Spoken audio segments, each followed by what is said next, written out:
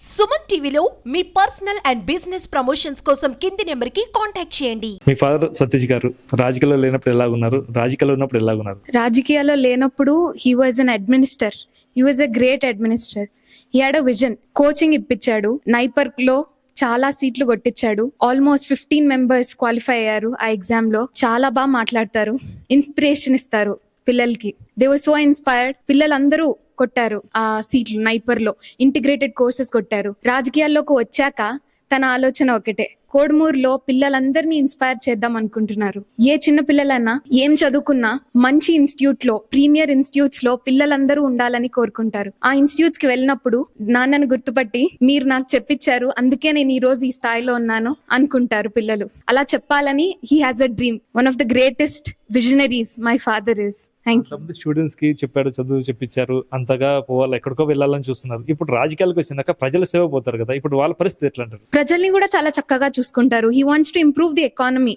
He wants to వైడన్ the circle of the people. Economy develop చేసి ప్రజలకి ఏ సమస్య రాకుండా చూసుకోవాలనుకుంటున్నారు. ద వాటర్ సిస్టమ్స్ అక్కడ చాలా కష్టంగా ఉన్నాయి పరిస్థితులు. వాటర్ రావట్లేదు. ఇంప్యూర్ వాటర్ తీసుకుంటున్నారు. చిన్న పిల్లలకి ఇంప్యూర్ వాటర్ తో స్నానం చేపిస్తున్నారు. My dad wants to change everything. He wants to reform. He's a reformer. రాజకీయాల్లో తిరిగేటప్పుడు ప్రచారాలు తిరిగారు. మీ డాడీ ఎన్ని గంటలకు వస్తుండేవారు? మీరు మిస్ అవుతాను అనుకుంటున్నారా? అవును, చాలా మిస్ అయ్యేదాన్ని. పొద్దున 6 గంటలకు వెళ్తే రాత్రి 11 గంటలకు వచ్చేవారు.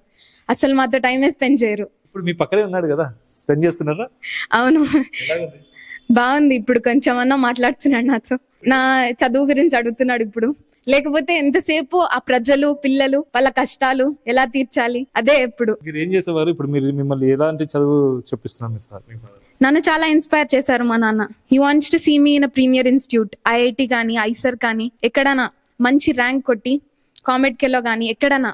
He open the door for so many opportunities for me, my dad. ఇప్పుడు ఎవరైనా ఒక ఆడపాపని పంపించాలంటే, దూరం పంపించాలంటే ఆలోచిస్తారు. మీ దగ్గర ఏమన్నా రిస్ట్రిక్షన్స్ ఏమైనా ఉన్నాయా మీ ఫాదర్ దగ్గర? ఆహా, ఏం లేవు. డాడీ ఏం రిస్ట్రిక్షన్స్ పెట్టరు. పోవాలనే చూసుకుంటారు. కూతురు అంత దూరం పోయి చదువుతున్నప్పుడు నా కూతురు ఆ ఇన్స్టిట్యూట్ లో ఉంది, అంత గొప్ప ఇన్స్టిట్యూట్ లో ఉంది. He wants to say very proudly, my daughter is in that, అక్కడ చదువుతుంది అని.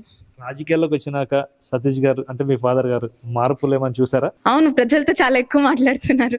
అందరినీ ఇన్స్పైర్ చేస్తున్నారు. జనాలకి ఏ కష్టం వచ్చినా కూడా he wants to solve it. He wants to be the first person. కంచంలో అన్నం ఉన్నా కూడా లేసి వెళ్ళిపోతారు ఫోన్ వస్తే. అంటే ప్రతి ఫోన్ కి స్పందిస్తారంటారా? నిజంగా స్పందిస్తారా? మీరు చూసారు ఎప్పుడన్నా?